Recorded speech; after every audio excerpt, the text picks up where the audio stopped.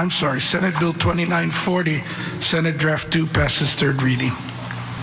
On page 65, Standing Committee Report number 2625, third reading of Senate Bill 2535, Senate Draft 2 relating to geothermal. Is there any discussion? Senator Ruderman.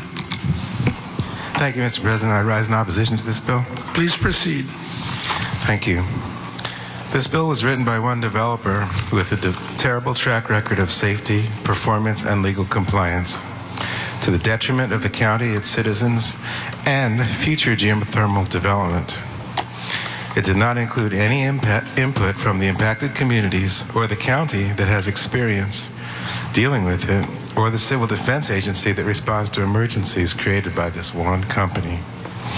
This is a case that defines preemption of county authority. PGV, that's Puna Geothermal Venture, wrote the bill. It accomplishes everything that they failed to get in county council and in court. It was requested by PGV to bypass a lawsuit that's currently in progress. Their motion to dismiss the lawsuit included many of the same arguments presented in support of this bill. It was denied by our circuit court, and the case is now pending. The same arguments were presented in council to oppose the nighttime drilling ban unsuccessfully. Now PGV wants you to give them a free pass to avoid established laws and an ongoing court case. Why do we need county authority? Act 97 in 2012 removed all county authority, removed the geothermal resource subzones. And we've been trying to fix that in fits and starts most of the years since then.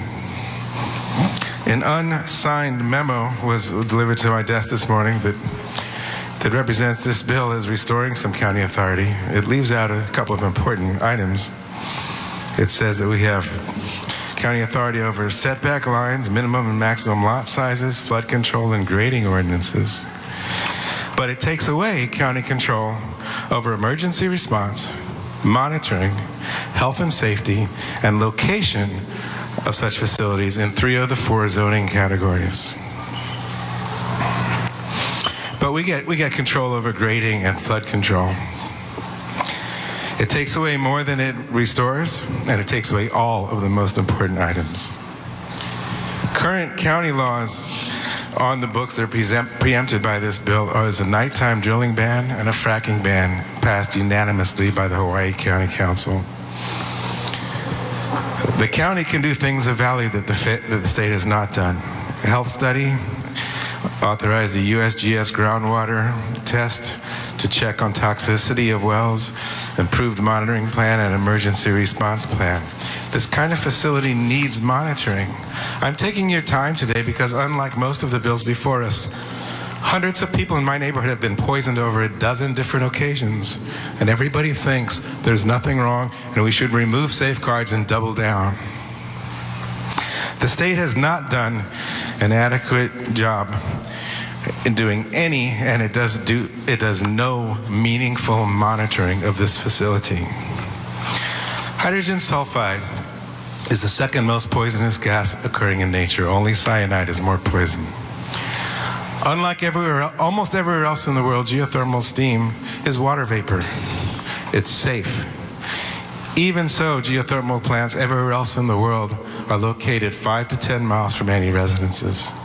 Not only in Hawaii have we located a geothermal plant close to residences, but in Hawaii, unlike almost everywhere else, our geothermal resource is water vapor with hydrogen sulfide, nickel, mercury, cadmium, and lead. It doesn't occur almost anywhere else. So the double whammy of the most poisonous resource in the world with location, inappropriate location, has caused 95% of the problems that you've ever heard about geothermal. And yet we want to take location authority away from the county who has the most experience with it. Hydrogen sulfide is heavier than air. It flows downhill, except in very windy conditions. The Department of Health has one air sampler in the area around PGV. It's up on a hill on a 6-foot pole to monitor a heavier than air gas that's deadly poisonous. If the wind is off by 3 degrees, it won't read anything. If the wind is relatively still, it won't read anything. So it looks at the meter and says there was no problem after every disaster. The Department of Health asks PGV to self-report. PGV has 3 samplers around its facility. They're all on regular power. They all go down in a power outage. PGV has never self-reported a single emergency. DOH is currently out of compliance on an 18-month-old expired air pollution permit as we speak. Independent monitors provided by the county to their civil defense crews and our community have shown remarkably high levels of hydrogen sulfide on many occasions that PGV denies and does not report. Our county paid for and accepted a study by Peter Adler, a well-known mediator, identifying the need for more and better monitoring, and the county has been acting on it, not the state. By the way, PGV, which is contracted for 38 megawatts, averaged 24 megawatts all of last year. They've never reached their capacity. Just for those of you who think that this is a perfect technology, it's important to know that. They're on their 12th well right now. They were supposed to have 3 wells. It's a facility, because it's located on an active volcano, that is prone to repeated failures. Nighttime drilling is a very small thing that the county gave to the residents, the nighttime drilling ban, to relieve some of the nuisance. PGV testified before our committee that they could not comply with the nighttime drilling ban for technical and safety reasons. They started off on both the county council and in court saying that they couldn't do it for money reasons. It just would cost them more money. When that failed to gather sympathy, they moved to the we cannot for technical reasons.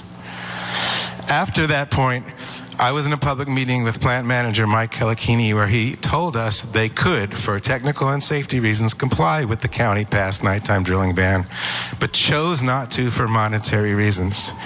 They didn't tell us the truth in the committee when asked about this. Original testimony was 68-3 opposed in terms of public testimony.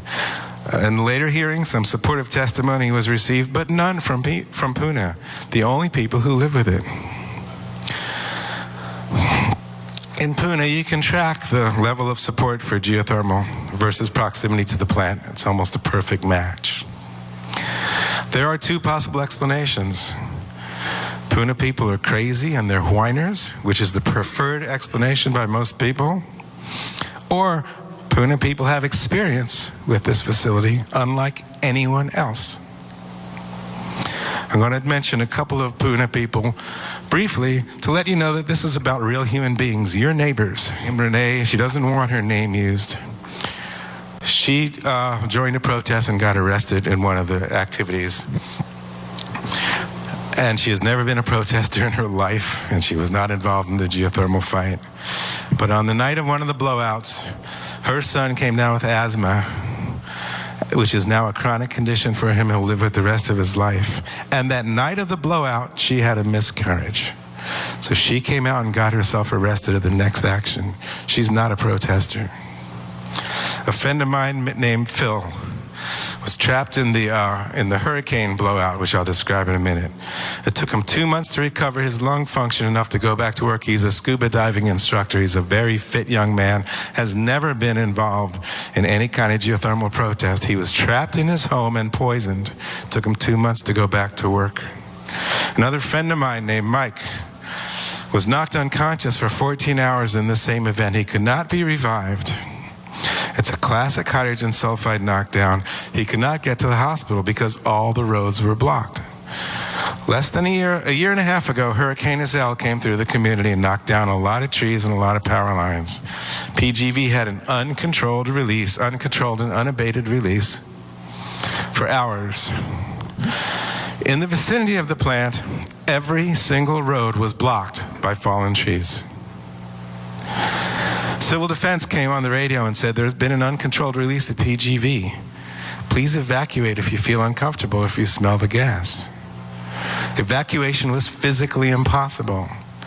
Now, I ask those of you colleagues who I know a lot of you are busy, you're doing other things, I'm talking too long. I ask you for 1 minute to imagine being trapped in your home, or your friend, or anyone being trapped in their home, hearing and smelling and feeling a poisonous gas release without any physical ability to get away from it. Is that a tolerable situation? Is that a situation that deserves less monitoring and less control than we have now?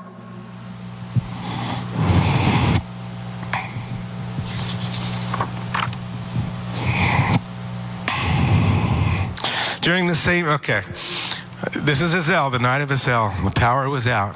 All 4 monitors that I just described weren't working. They're not monitors. A monitor is something that has a feedback mechanism and some kind of alarm generation to sound. These are air samplers. There are no monitors. The air samplers were all not working. So the Department of Health and PGV can go back to its records and say, hey, we didn't see any hydrogen sulfide concentrations. We're not aware of any problem. Well, this happened to people. 2 days later, while all these meters were still out, PGV took advantage of the situation to perform a well clean out, which is a very dirty process that lets off a lot of hydrogen sulfide while the meters weren't working. This is the kind of company we're dealing with. They don't act in good faith towards their community. The county civil defense responded. County civil defense crews recorded hydrogen sulfide readings 1,000 times above safe, while the state recorded 0. The county is in fact responsible for the consequences, ought it not to have input into the process to prevent future disasters. One of my colleagues in committee felt that if we give all this authority to the Department of Land and Natural Resources, that the public can testify at the board of at the BLNR, and that's sufficient public input. I want to remind everyone who lives on Oahu that 99.9% of such residents cannot come over to testify at the Board of Land and Natural Resources. It in no way takes the place of testimony at your county council among your elected officials. The bill gives county input over building, grading, and flood control, but not siting, not health and safety. By the way, Maui will be next to face this issue. I think you'll want local control at that time. When presented with the inconvenient truths about geothermal in Hawaii, most people reply with, we must do future development safely. We all agree on that. This is the opposite tack. This is magical thinking to believe that less local control will result in better outcomes when local control is all there is on the ground in reality. I explained earlier the difference between our geothermal, steam, and everywhere else, and the location problems that this bill will exacerbate. This bill was written by and for one company. Granted, that's not so unusual. Sometimes it's appropriate. This is not about where to put a 7-Eleven or a housing development. It's about a poisonous industrial plant that changes the nature of the entire area, therefore must be sited correctly, with health and safety assured first of all. What's needed for geothermal to proceed is a normal, rational permitting process. This is the opposite of what this bill does. County permitting must be fully restored. Then we can avoid the problems that came with bad planning and move forward with health and safety as we all want. I hope we'll be back next year to do the right things for the right reasons. It is 4 to 5 years minimum right now before any new geothermal plant is built. PGV just withdrew from its proposal to HELCO to build a plant, and there is no proposals on the table before us. That means they have to go through a contracts, funding, PUC approval, and permitting process. It's a minimum of 4 years. PGV testified to our committee that they don't need this bill. They're in full legal compliance without this bill. And passing this bill this year instead of the right one next year will affect no geothermal developer. I think we ought not to repeat the debacles of the super ferry and the TMT and learn our lesson that the way to proceed with large controversial programs is in compliance with the law, with community input, and with a fair process that does not get bogged down in legal challenges. DBED, which is certainly a geothermal supporter in testimony, supports the reestablishment of county authority to provide the appropriate framework to balance economic, technical, environmental, and cultural considerations. OHA, which is not only a geothermal supporter, but they invested $500,000 in geothermal last year and get 20% royalties. There can be no more enthusiastic geothermal supporter. Notes that this bill appears to nullify local procedures in place in Hawaii and Maui counties without replacing them with an alternative procedural safeguards.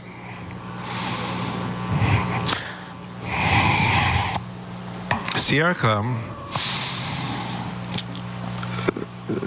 which is in support of geothermal energy, feels the locations are best suited.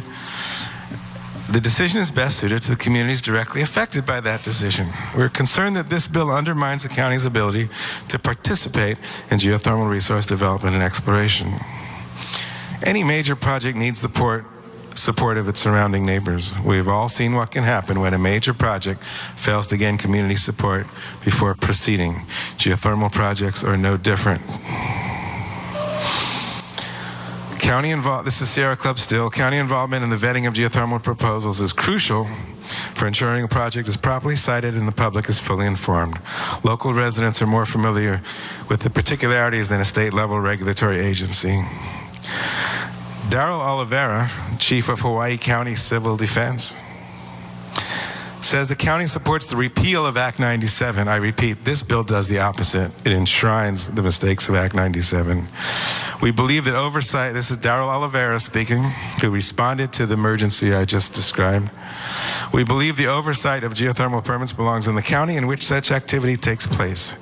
Placing the permitting authority with county government supports home rule and ensures that those most impacted by any geothermal-related activities have a reasonable opportunity to participate in hearings and voice their concerns for such projects.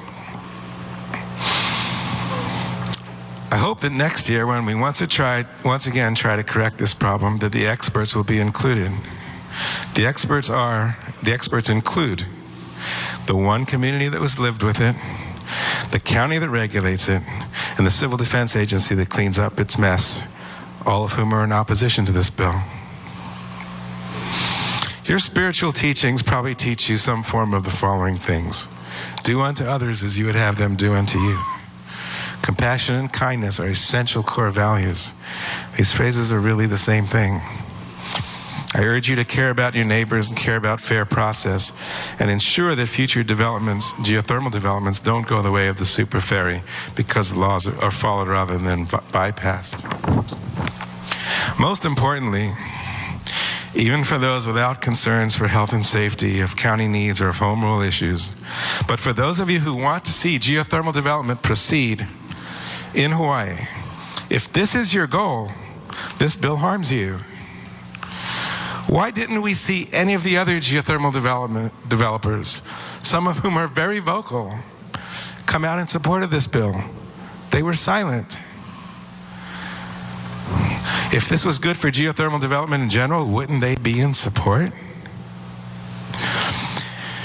It didn't happen because this was a bill that benefits one company only, while placing obstacles on all future developers. Geothermal planners, to even get funding, need a clear, unclouded permitting process that will not be challenged and tied up in court for years.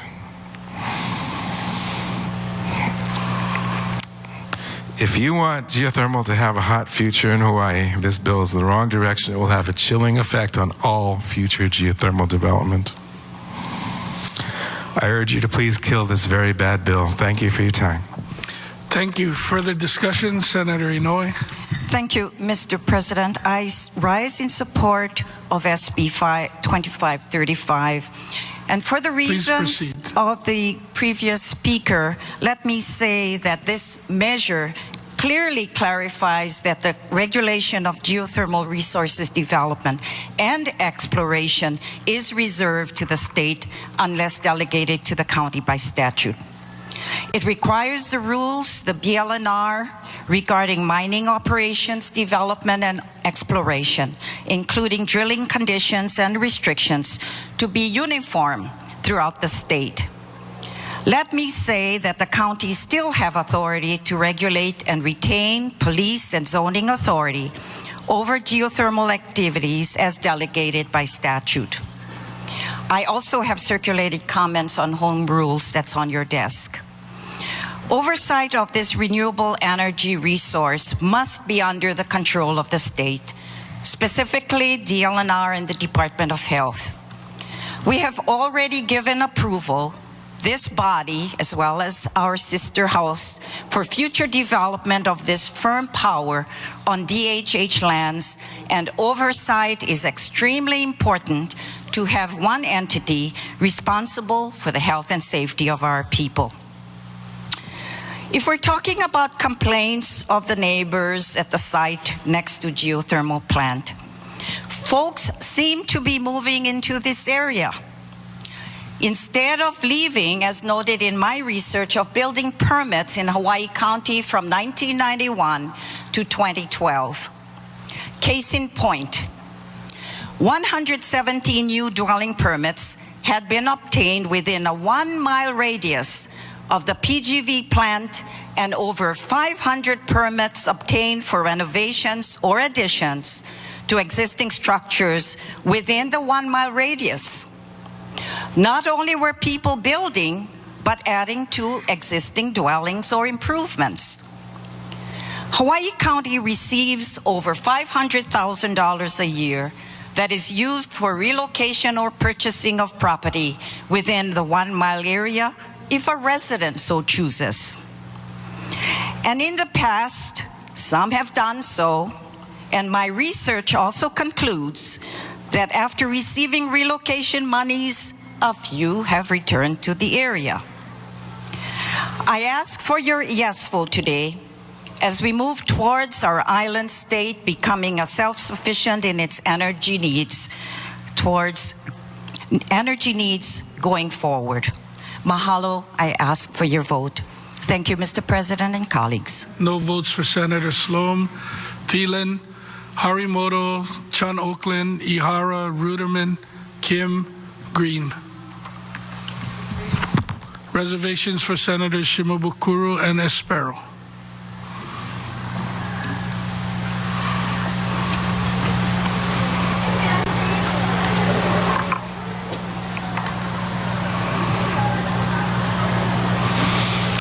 No votes again for Senator Sloan, Senator Thielen, Senator Harimoto, Senator Chun Oakland, Senator Ihara, Senator Ruderman, Senator Kim, and Senator Green.